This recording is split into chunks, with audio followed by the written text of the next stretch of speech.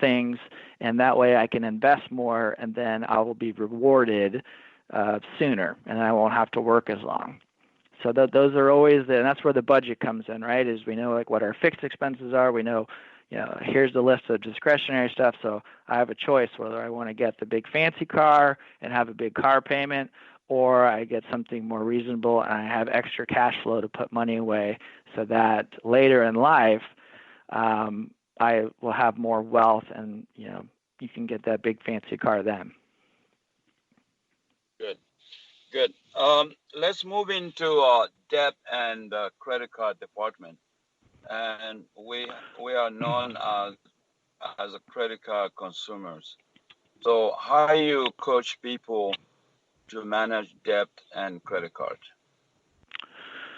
Yeah, that's that is a big wealth killer, is debt, and whether it's credit card debt, it's student loan debt, or taking out too big a mortgage, or we know what happened in the real estate market when the market in '08 and 9 crashed, and people had too much debt. They were over leveraged. And so I'm not a big fan of debt. I'm okay with having a mortgage that is reasonable, that I can afford. But people carrying credit card debt, month to month, and just paying the minimum, it's going to be very, very difficult to ever get ahead that way, because you're always just trying to survive that credit card debt, and which can be 20% interest. And believe me, when interest rates start going up more, that's going to be even more of a burden for people. So if you have credit card debt, before you ever think of investing, you want to focus all your attention first on getting rid of that credit card debt. So all the extra cash flow, any extra cash flow after you do your budget and you tighten your belt, it should go towards getting out of debt. And same with student loans. And there's lots of kids graduating with student loans. I think that it's out of control, the way that the kids are going to school and graduating with all this debt.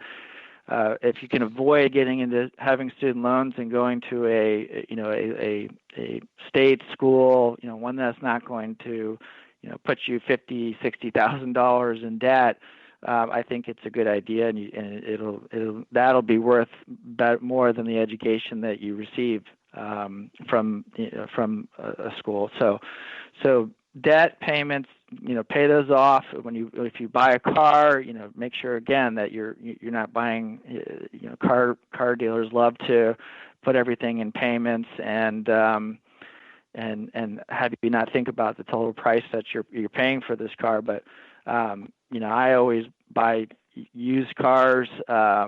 And keep my payments down, and I try to pay them off either all at once or pay them off over 2 to 3 years by making extra payments.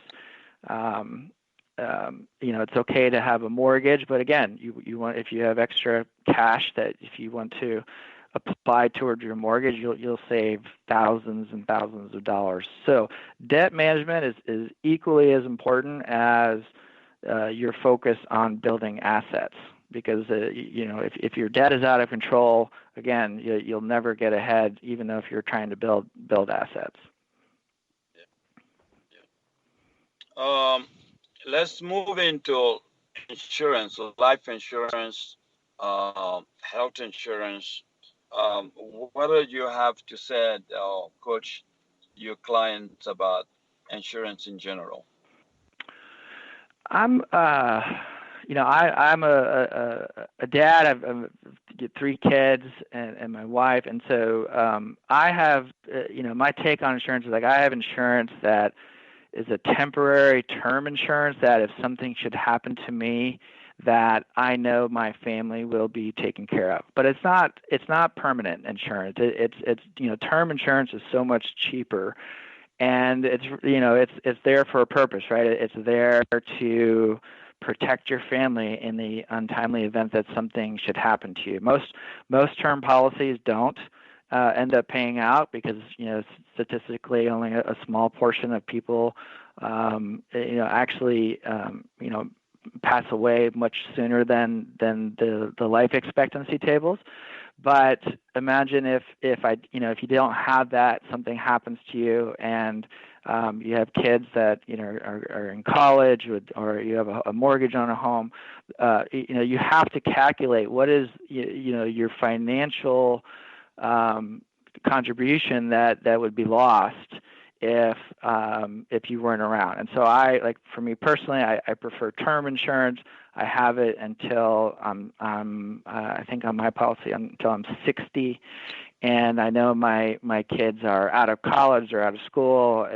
My home would be paid off, and it serves a purpose for protection. So a lot of times people will, you can buy whole life insurance, which is permanent, and that's not necessarily a bad thing if you can afford it. But for most of us, I think a term policy is going to be the best bang for your buck, and it will give you, what the intention of insurance, which is to protect your family. Now, health insurance, right now I don't have any good answers with that. It's expensive. You've got to budget for it.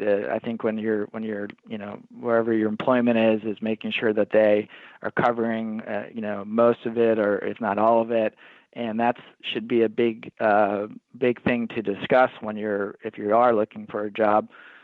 Is the benefits, because health insurance right now is just out of control, and it's expensive, and I'm not sure where the solution is going to be for that yet. So while we're covering financial planning, I know I asked a few questions.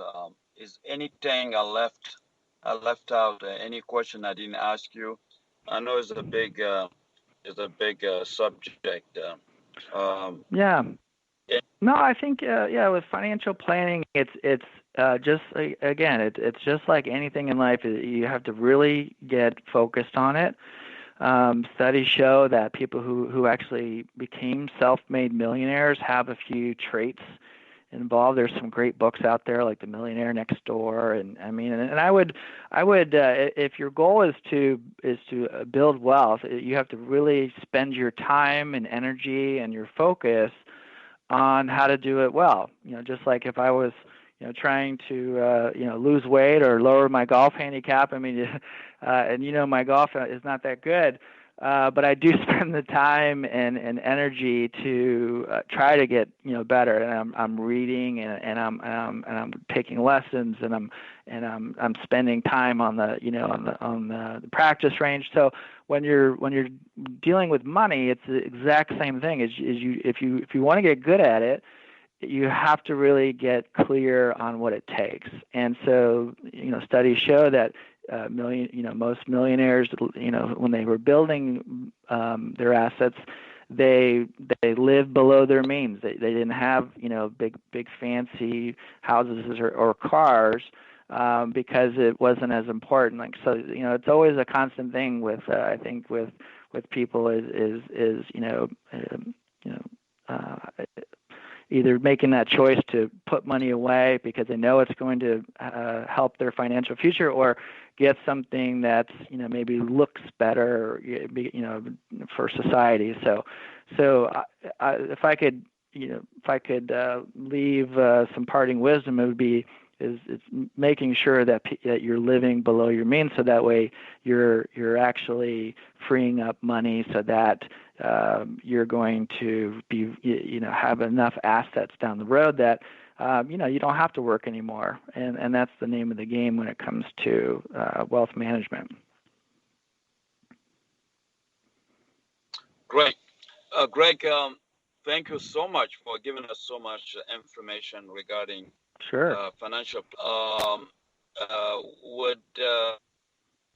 Would you have 1 minute to conclude, or would you like your information over the radio, so people who want to get additional information regarding how financial planning can get hold of you?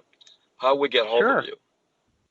Yeah, well, you can visit our website at it's www.ranchcap.com, ranchcap.com, and you could sign up for our newsletter. We send out on a regular basis some different financial planning topics.